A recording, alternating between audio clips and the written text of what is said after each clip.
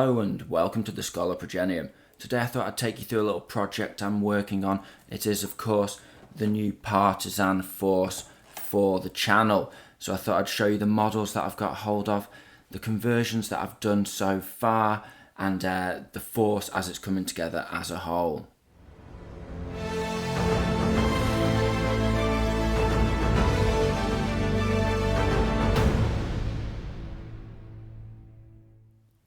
So first things first, let me take you through the miniatures that I acquired for this force. Now, I actually got 2 boxes of the War Ablaze from War Games Atlantic range, the Partisans French Resistance. Now this comes with 32 models in it, and I'm not going to go into an in-depth unboxing about these guys, but there's a decent amount of range of weapons in there, and not many rifles, but if you've collected many bolt action forces before, then you're gonna have plenty of spare rifles, and they fit together perfectly well with bolt action Warlord Games infantry riflemen. Now I also picked up a box of miniatures from Footsore Miniatures in the UK. Now these guys are obviously on the lead belt, as are all good wargaming miniatures companies in Nottingham, and they produce a range of pewter models for a very British Civil War, which is a relatively niche but apparently quite venerable war game. I've never actually played it, although the models in the Footsore range are quite cool. And what I picked up was actually 12 cavalrymen, because for the Partisans I figured I don't own a army that actually has cavalry in it at the moment, and I really want my Partisans to be a different force and play in a different way to what I'm used to playing, and just explore different play styles with them and just mix things up, keep it interesting. And so the cavalry were a big draw there, and I just found this model to be sort of perfect, this range of models for what I was looking for. And that's super cool. Now I will of course leave a link in the description below for your guys' convenience. I've no association with Footsore Miniatures, but if you're looking for some decent cavalry for bolt action, I'd definitely check them out. They were the choice I settled on. Now they also actually sent me in the box for free, cool little gift, a little sort of medieval or early Iron Age, Bronze Age king or noble of some variety.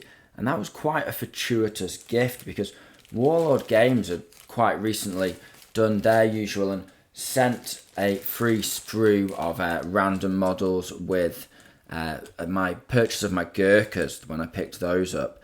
And they were actually of the same time period, some Iron Age Celts. They've got chainmail armour on them and stuff like that, super cool. So not sure what I'm going to do with these guys. If you want to recommend a decent skirmish game for the time period, then of course drop me a comment down below. But yeah, that was rather serendipitous, one might say, and I was very pleased with how that landed. So at this stage in the video, boys, I've got to give a shout out to Mrs. Scholar. She actually got me this entire force as a gift for Christmas. She's hit the nail on the head, absolutely smashed it. So yeah, big shout out to Mrs. Scholar as usual. Just thought I'd take you through, have a closer look at some of these cavalry models. As you can see, they are really nicely done. They're perfect scale for other models if you line them up. Yeah, really happy with that set. And I picked up both the command set and I think 3 of the normal sets. There was some kind of deal on, I believe, at Christmas time. Now I'll just show you a few of the models that I've painted up so far. I've not got them based yet. This is the first squad of Partisans that I've painted up here, and as you can see, they're super cool dudes. They go together really nicely. I've just I'm no expert painter. You guys know I'm mediocre at best. I'm not here to do a painting video. As you can see, the units, there's only actually 4 torsos, but with a little bit of addition of some bolt action heads and some bolt action weapons, as you'll see with some of the other units, they've created a really nice and varied force. And I'm just really pleased so far with how they're turning out. And I'm going to show you the bigger force in just a second.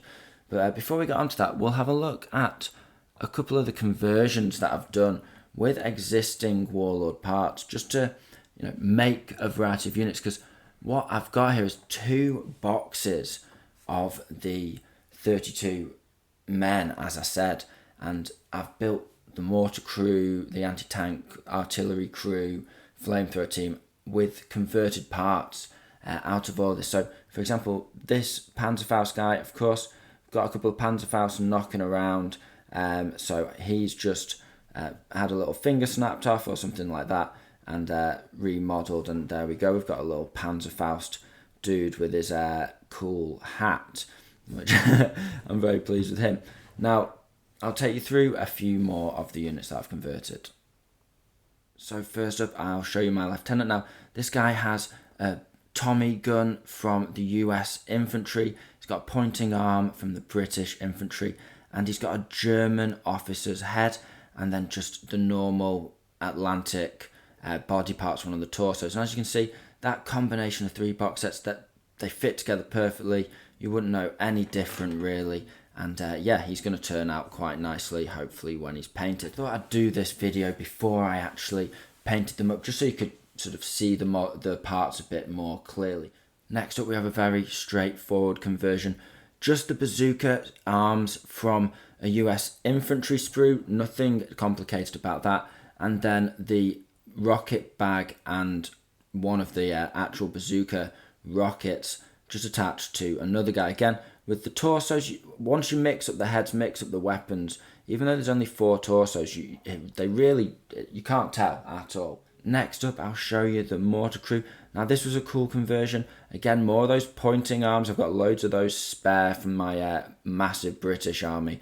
And then they also, on the British infantry sprue, just the standard Tommy sprue, there is a light mortar on every sprue, and of course arms to go with the crew for that light mortar. So I've got, of course, loads of those spare. So they just were a perfect solution with a couple of different bodies. I think this is a German hand. I don't know why I picked this one. It almost looks like that weird old GW zombie hand. But yeah, another little mortar shell. Different face, different body, and the mortar crew's coming together quite nicely. I've got 2 different types of Piat ammo from 2, it might be 2 different eras of British infantry. I do have old British infantry and the new sculpts as well. So that might be one from each, or you might get both. I can't remember, but yeah, again, that ammo loader looking perfect for the 3rd member of the crew. And I'm just going to throw in just any old medium mortar with these guys, because I own loads of medium mortars. How many medium mortars does a man need? So, easy solution there to just use an existing medium mortar with the crew. And then finally here we have a set of binoculars from possibly a German Grenadier box set. It's either the Grenadier box set or, again, British infantry, one of the 2. I'm pretty sure that's the Grenadier binoculars there. And then we've got certainly a British infantry map. So, again, as you can see, the scale just fits together absolutely perfectly. You wouldn't know any difference at all. Oh, sorry, old chap.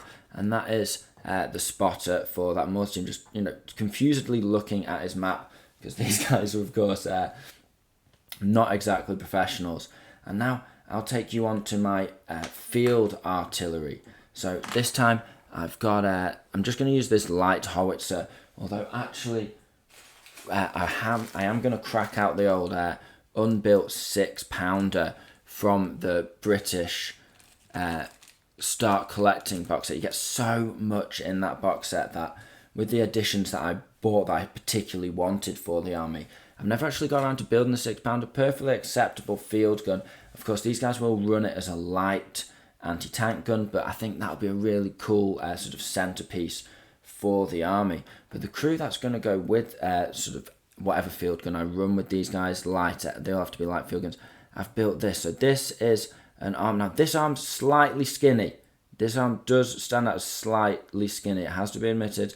This is from an old German Grenadier arm, I believe. And this is from a Finnish part. I'm not sure. Oh no, this shell, artillery shell, or you could say it's the powder load for an artillery shell. If they're using like you could imagine the 6 pounds, a battered old field gun that they've got from a museum somewhere. But what I've done is I've essentially trimmed down the light mortar holding arm from the British infantry, and just where that ridge is there, and just where he's holding it, that works perfectly, just as part of an artillery ammunition. So he's holding that there. He can load that into the breech. Very nice. Doesn't matter really, does it? It looks like a shell once it's painted up, I'm sure. Then we've got the leader of the artillery piece. So he's going to be a rather cool cat. As you can see, I've given him a cigarette holding arm. This is from I think this is German Blitzkrieg cigarette holding. Oh, no, I'm wrong. This arm is from the American US Army infantry sprue, and it's just the cigar holding hand. And then again, another set of binoculars, and he goes quite nicely. It's the leader of the field gun, just coolly smoking his cigar as he calls in shots from his from Big Bertha, the field gun. And then finally we've got another ammo carrier with more of the Piat ammunition tubes, but that works absolutely fine for a light artillery gun as well. So I think, and as you can see with these two loaders here, although they are equipped with the exact same arms, they have come out relatively differently, just with two different hats and two different torsos that are taking they are sort of both putting different foots forwards. They are in a relatively similar pose, but I think no harm with that. They're going to be perfectly passable. Now, finally, we have my flamethrower team. Now, I'm going for a kind of different spin with the flamethrower team. So Partisans, they have unreliable flamethrowers. They run out of fuel on a 1 or a 2. So what I thought I would do is I would actually use these guys as kind of doing a surprise grenade attack, one might say. So I've got a variety of grenade arms on these guys. So this is the throwing grenade arm from, again, the US Army infantry sprue. So that together, we've got our sort of grenade attack guys. They're just going to hop out of a car or run out of an alley, chuck a ton of grenades, hop out of a truck perhaps, chuck a load of grenades until that satchel runs out, or they get gunned down mercilessly for the freedom of their people, of course. So I'm happy with that conversion. I don't think anyone's going to have a problem with that, with me saying it's a flamethrower team. They're clearly a two-man unit. They're clearly themed, and they clearly tie in with just the core rules that they have an unreliable flamethrower. They are different to a normal flamethrower crew. And so, let me know what you think down in the comments below. Would you be happy with that, or would you call for the TOs? TO. This man doesn't really have a flamethrower crew. So we are increasing the clutter on this desk quite rapidly, but just before I set out the force as a whole, I thought I'd show you a couple more models in the force. So this is pure Wargames Atlantic. This is 100% their sprue, and that is one of the bars, one of the LMGs, and that's a great model. He looks super cool, super dynamic. I've got another one here that I'll show you, compare side by side, and you've only got that pose, but I think these guys look super snazzy. I like the guy with the green jacket. Of course, they're not fully painted yet, not washed or anything like that, but I'm really pleased with those models. And then, of course, I've built up some pistolier models. So this guy has a Sten gun magazine, slightly large but kind of extended magazine for his Colt 45. This guy is pure Wargames Atlantic, but you could almost imagine he's a downed US airman that's been taken in by the Partisans and now perhaps leads a squad of Partisans. And you get a lot of different variety in the pistols. I've got this guy, he's got a Luger there, of course not fully painted up there. So I would say that this project is certainly entirely beginner level in terms of complexity of the conversions here. I've just snipped parts off, glued them together, not very difficult at all. Here's my Panzerschreck again. It's not great, not the best conversion, but I imagine he's just about to flick up the sight, ready to activate it. So I'm happy with that in my own head. But as you can see, this is, although a beginner level conversion project, it has actually taken a vast variety of parts from different Warlord sprues that have accrued over the years that I have of collecting bolt action. If you've got a load of parts lying around, then just for a couple of boxes, you could have a whole partisan force as well. That was kind of the idea behind these guys, with the cavalry units being the cherry on the cake, the sort of the treat, the centerpiece of the army, one might say. So quite a cool and varied force for the addition of 2 boxes. I could have even done with 3 boxes, to be fair, because, and if you were to follow my footsteps, I'd almost recommend just getting a 3rd box, even though you think, what are you possibly going to do with 96 partisan infantry? By the time you've built up all your crew models, your special models, there's loads of them here, as you can see. I think I've got sort of 13 or 15 of the models. So that's basically half of one box just on crew and weapons teams.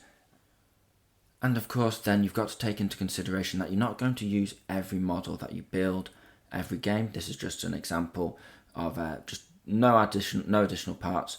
Wargames Atlantic Rifleman, of course, these models blend with any variety of riflemen. And if you've got loads of different Kar 98s, Moss and Nagants, all of that kind of thing, you could have a really cool set of riflemen. And of course, maybe sometimes you're going to want to spam those pistoliers. You're going to want to run 20 inexperienced pistoliers, and you're going to want to run 3 squads of them, and that's only going to cost you 240 points.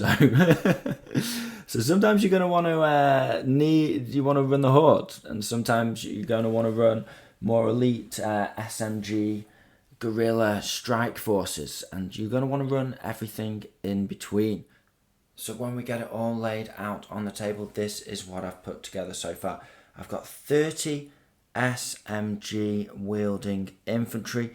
That does include my Thompson wielding lieutenant.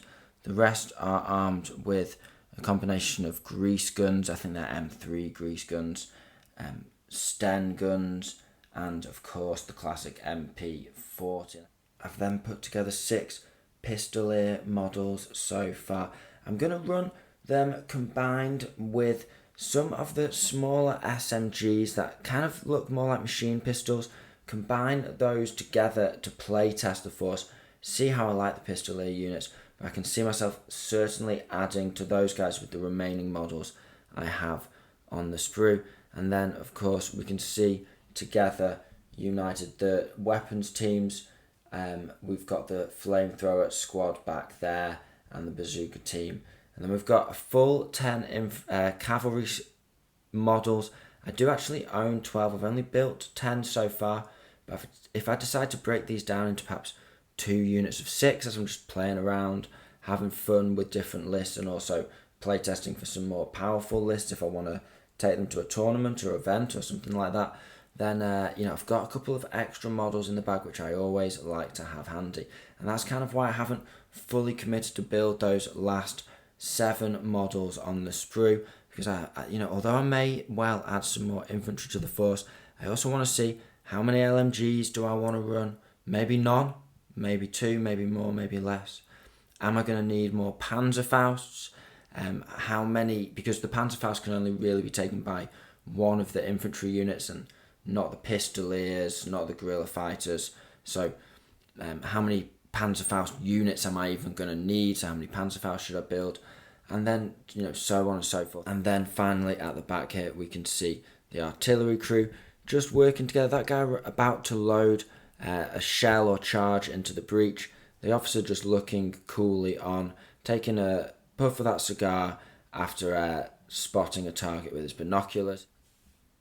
And then finally, looking at the mortar crew, we can see once again just how well the scale of the models line up, and we can get some really dynamic poses there with that mortar shell lining up on that Wargames Atlantic infantry model with the mortar tube very, very nicely. So you can see that there's just no issue. If you've been a collector of Warlord games and you've got some various historic models, maybe Perry's miniatures, who knows, and you've got plenty to play with, then you can build a really dynamic force when combined with these Wargames Atlantic core torsos and legs. And so, yeah, just couldn't recommend it enough to throw together a really cool partisan force. So I want to show you my journey so far. Of course, I've still got plenty of painting to do.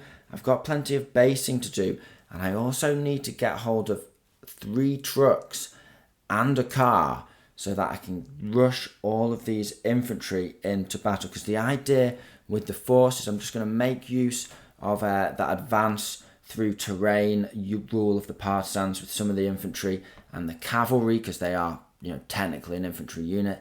And then the rest, at least 3 trucks, so 2 always get through, are going to be loaded up with SMGs, pistoliers, whatever I feel like, Panzerfausts, whatever they need, flamethrowers. Who knows? We're going to have some real fun, but I'm going to be basically, the core of the force is going to be that cavalry and 3 trucks of infantry of various flavours, just rushing towards the opponent and chewing through, doing a hit and run attack, and then redeploying, playing the mission out, and hopefully getting the win, whether it's objectives, kill points, or whatever. So that's the idea with the force. I'm hoping that it's a fun one to use. Let me know what you think down in the comments below. I'm open to suggestions. We're still at the phase where we can add little bits of extra flavour. So really do, if you're a Partisan player, I would love to hear from you. And of course, everybody watching, if you have enjoyed this video,